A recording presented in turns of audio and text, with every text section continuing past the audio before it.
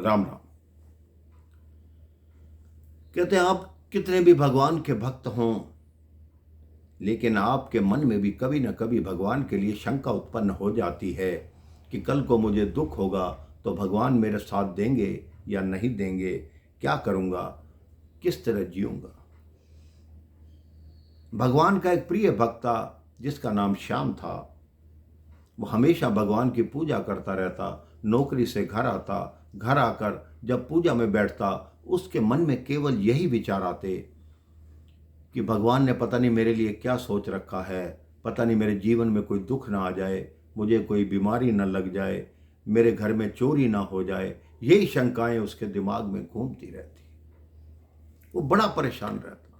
जब भगवान का भजन भी करता फिर भी उसका मन भजन में नहीं लगता, इन्हीं बातों में लगा रहता कि कहीं ये ना हो जाए, कहीं ये ना हो जाए, कहीं ये ना हो जाए। वो बड़ा परेशान था। किसी ने बताया कि एक आश्रम है, उसमें एक साधु रहते हैं, वो तुम्हारी शंका का निवारण करेंगे, तुम जाकर उनके दर्शन करो।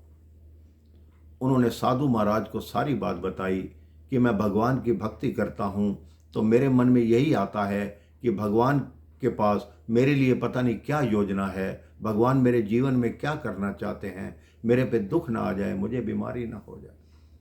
साधु ने कहा कोई बात नहीं, मैं तुम्हारी शंका का निवारण करूंगा।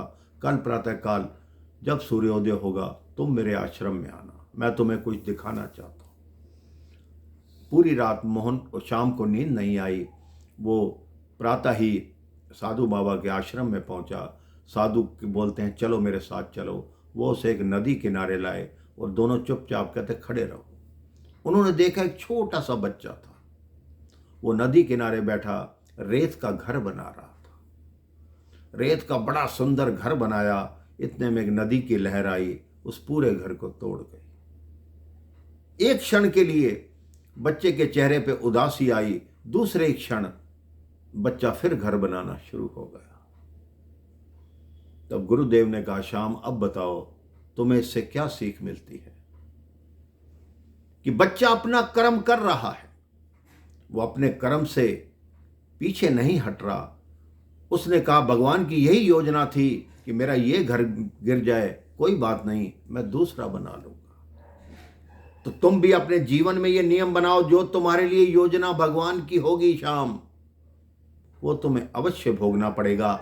लेकिन अगर भगवान का नाम लेते रहोगे तो दुख है वो हल्का हो जाएगा, बीमारी है जो कम हो जाएगी और तुम्हारा जीवन सदैव भगवान चरणों में लगा रहेगा। इसलिए अपने जीवन में कभी भी भगवान की किसी योजना पर शंका मत कीजिए कि हम वो चाहते हैं कि जो हमारे लिए अच्छा हो, लेकिन भगवान वो करते हैं जो आपके जीवन के लिए अच्छा हो, आपको सुदृढ़ मार्ग मिले, आपका जीवन सफल हो। हमेशा भगवान की यही इच्छा होती है। भगवान हमारे पिता हैं और कोई भी पिता अपने पुत्र का अनिष्ट नहीं कर सकता।